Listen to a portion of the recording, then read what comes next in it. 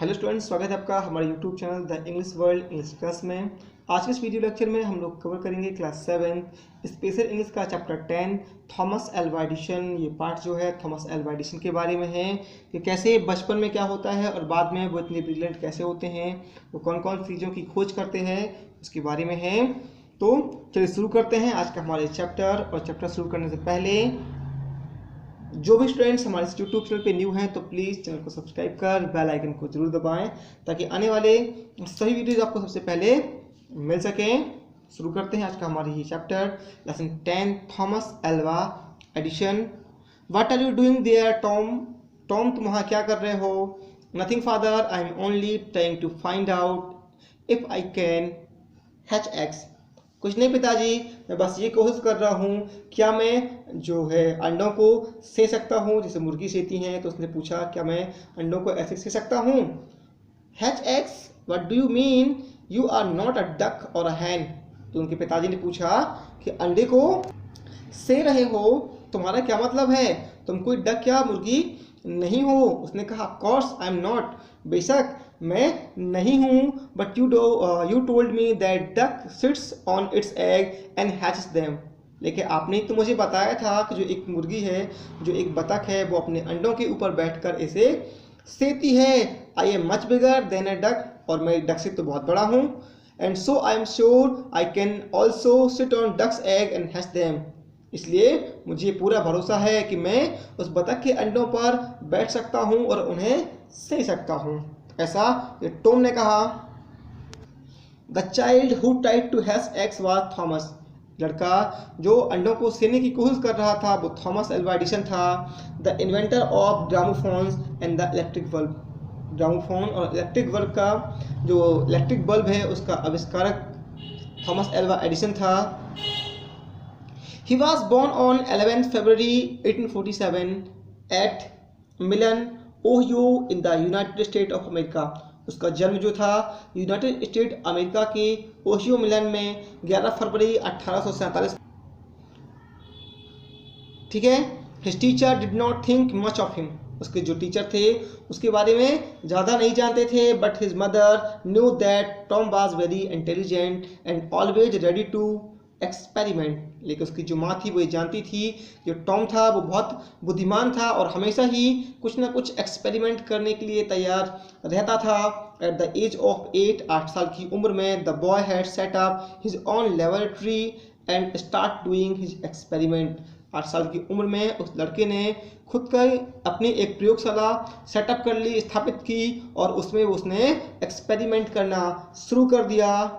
Even as a boy, एक लड़के होने के नाते, Tom work hard and earn enough money to buy the things he needed for his experiment.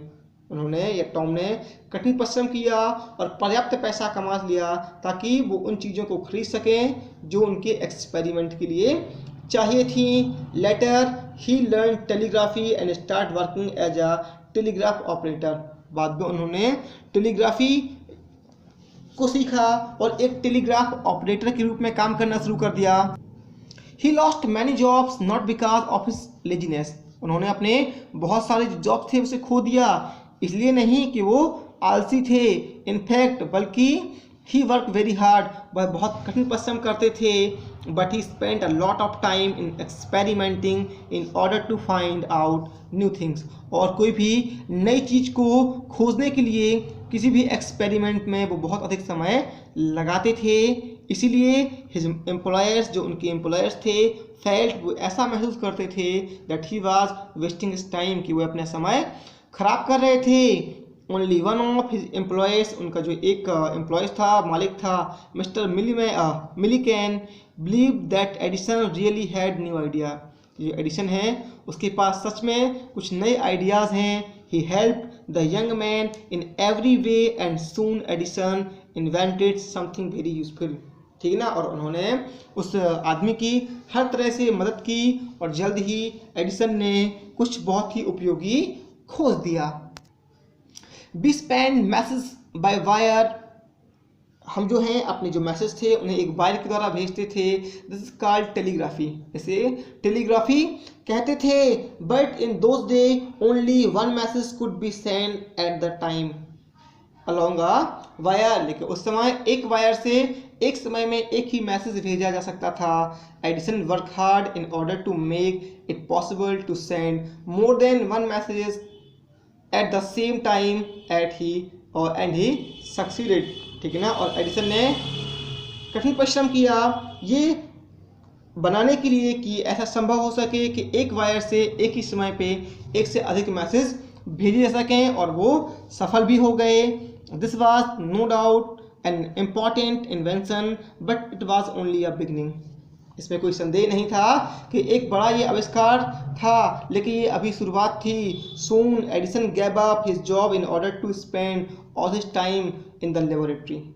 जल्द ही एडिसन ने अपने काम को छोड़ दिया, जॉब को छोड़ दिया, और ज़्यादातर समय वो अपनी लेबोरेटरी में, अपनी प्रयोगशाला में बिताने लगे, एक्सपेरिमेंटिंग एंड इन्वेंटिंग, ठीक है ना, खोज करने में और प्रयोग करने में। इन 1869 1869 में ही वेंट टू न्यूयॉर्क, वह न्यूयॉर्क गए, where he improve the machine for sending message, जहाँ उन्होंने संदेश भेजने वाली मशीन को इम्प्रूव किया, सुधारा, उसका विकसित किया। A certain general Lefferts wanted to buy the new invention, और एक जो जनरल लेफर्ट थे उन्होंने इस आविष्कार को खरीदने की इच्छा जताई। The general was sure that it was extremely useful. General को ऐसा लगता था कि ये निश्चित तौर पे बहुत उपयोगी है। So he offered Edison $40,000 for the invention, और उन्होंने इसके बदले में एडिसन को $40,000 ऑफर किए। एडिसन वाज सरप्राइज, जो एडिसन थे वो आश्चर्यचकित हो गए। It was a very large sum of money, ये बहुत अधिक संपत्ति या धन था। He had thought that he would be able to sell the new machine for only about $4,000, ठीक है ना। और उन्होंने तो इस मशीन को केवल $4,000 में बेचने की सोची थी, ठीक है ना। तो ये था हमारा पार्ट 1। नेक्स्ट जो है वो हम पार्ट 2 में कवर करेंगे। अभी तक हम लोगों ने पढ़ा कि जो एडिसन है उन्होंने टेलीग्राफी सीख के एक टेलीग्राफ ऑपरेटर के रूप में काम किया। उन्होंने कई ऐसे जॉब थे छोड़ दिए और अपनी प्रयोगशाला में समय बिताने लगे। साथ ही साथ उन्होंने क्या है, जो संदेश भेजने वाली मशीन थी उसको इम्प्रूव किया, जिसके बदले में जनरल लेफर्ट ने उन्हें $40,000 ऑफर किए थे, ठीक है ना। और उन्हें तो केवल थे $4,000 में ही बेचने का सोचा था, ठीक है। तो ये था पार्ट 1। नेक्स्ट जो है वो हम पार्ट 2 में कवर करेंगे।